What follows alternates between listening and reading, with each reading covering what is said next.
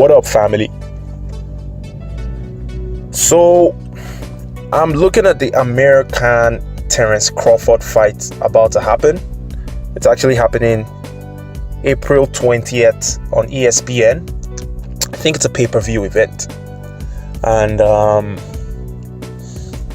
well, I'm excited about the fight, but I don't know if I'm going to watch the fight, to be honest, because it's pay-per-view and it's happening simultaneously as many other fights that I'm also interested in. So am I really willing to pay for that fight? I don't know, man. Even though I'm a fan of Terence Crawford, I'm a fan of Amir Khan, but for the purpose of this video, I'm just really looking at Amir Khan and looking at what he's done in the sport of boxing and what he's also done outside the sport of boxing as an individual. And I actually have nothing but respect for this guy, man. Amir Khan. You know, even though sometimes a lot of fans think he's deluded, which I actually agree with, because he does a lot of crazy stuff sometimes. Sometimes you find Amir Khan in weird situations, like him being in a random fight with people in his neighborhood in Bolton, England. Or there was another time he had a little back and forth on Twitter with Anthony Joshua, accusing Anthony Joshua of sleeping with his wife or whatnot. You know, all those situations actually make Amir Khan look delusional. And I'll tell you one other delusional thing that Amir Khan has done inside the ring. Amir Khan, when he was in a fight with Danny Garcia, he was getting rocked and dropped by Danny Garcia because Danny was constantly landing the left hook. But Amir got back up on his 2 feet, wobbly, and he was walking towards Danny Garcia. I mean, if you're in that situation normally, what you're supposed to do is to back off from the predator. I mean, you want to try to survive until the end of the round, or, you know, just try to survive what the situation is. But Amir Khan, he was on wobbly legs and he was walking towards Danny Garcia. I mean, the guy, I respect Amir Khan, man. He's a crazy dude. He's delusional at times, but I have nothing but respect for him at the end of the day, because just check out this man's resume, man. This guy has fought the best of the best. Like, he's constantly calling out anybody that is better than him in whatever division he was in. He's constantly getting into tough fights and he's not scared to take any tough fight. Well, except the Kell Brook situation, like we all know, and a lot of us are really disappointed in it. Me personally, if that fight had happened 1 year ago or 2 years ago, I would have easily edged it out for Kell Brook. But for the fight to happen right now, man, both guys are broken, man. I don't know who's going to win that fight. To me, right now, if that fight happens, it's a 50-50 chance for both guys. I can't really predict who has a better chance. But, yeah, man, that's pretty much the only crack in his shield, you know? But other than that, Amir Khan, solid guy, man. I'm looking at this guy's resume here, and, man, just looking at the resume, bro, like, this guy beat up. Let's start with the top, man, like the early stages in his career. Amir Khan he took his first loss to Brady's Prescott, and that was a knockout, first round knockout. But before that, Amir Khan beat Zab Judah. Alright, he dominated Zab Judah, beat him up. Like, put that in perspective, man. This guy goes against the top guys. Amir Khan beat Paulie Malilaji. He beat up Marcos Maidana. He lost to Lamont Peterson. He lost to Danny Garcia. He beat Devin Alexander. Come on, man. This guy went against Chris Algieri. He beat up Chris Algieri. Some of those fights were arguably close fights that people could have said that could have gone either way, right? But at the end of the day, this guy took those fights with his prominent skill being speed. He dominated his opponent. And I've got nothing but respect for him, man.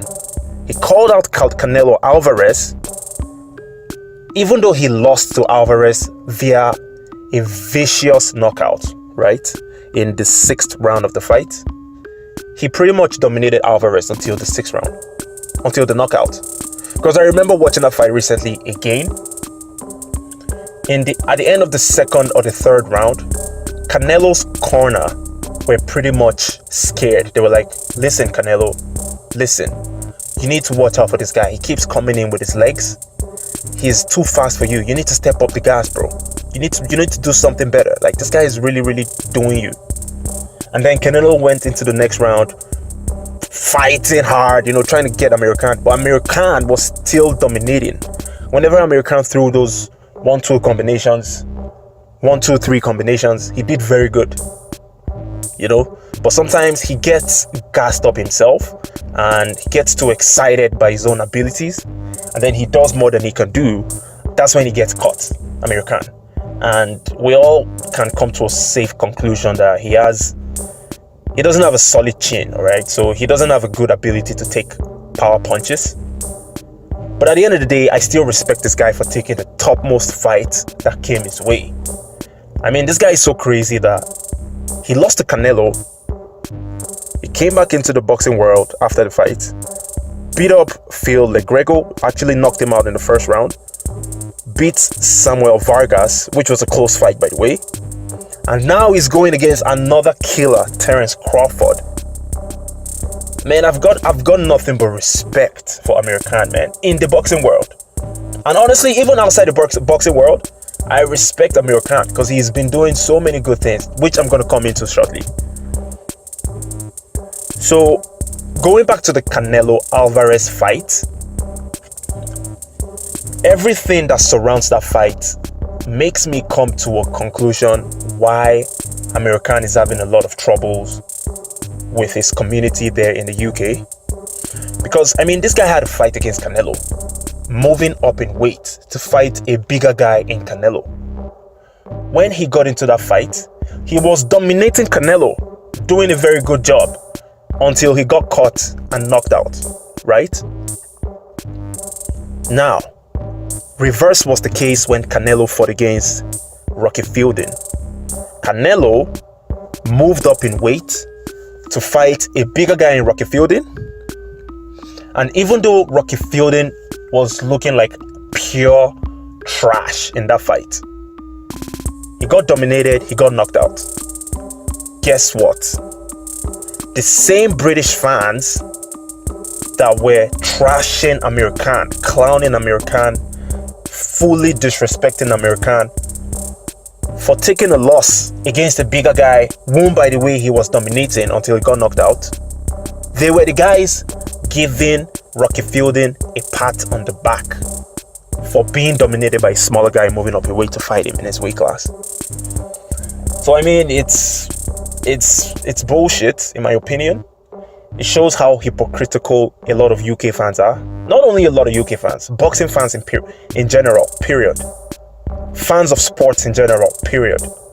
Fans of politicians. I mean, people get so emotional when it comes to these sporting events that they throw out any ability to stay rational.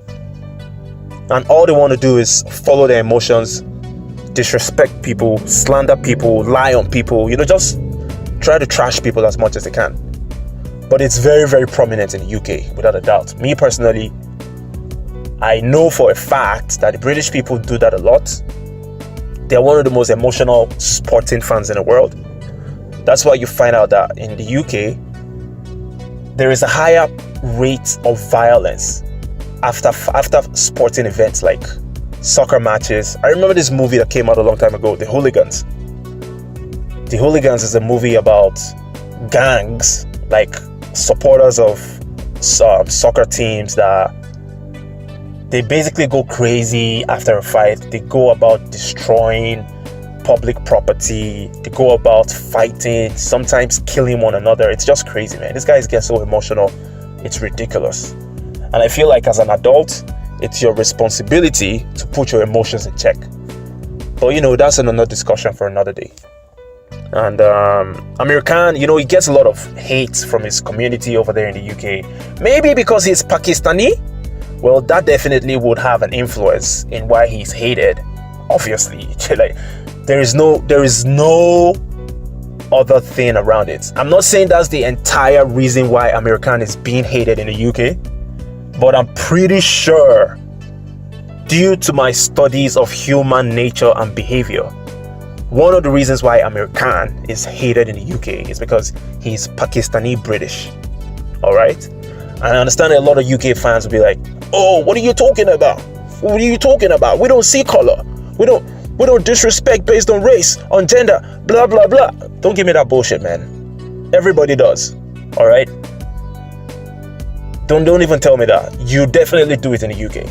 Okay? Because I don't understand why you're giving Rocky Fielding some credit for losing in a disgraceful manner against a smaller guy in Canelo, but you're trashing a smaller guy in Amir Khan for putting up a better performance against the same Canelo.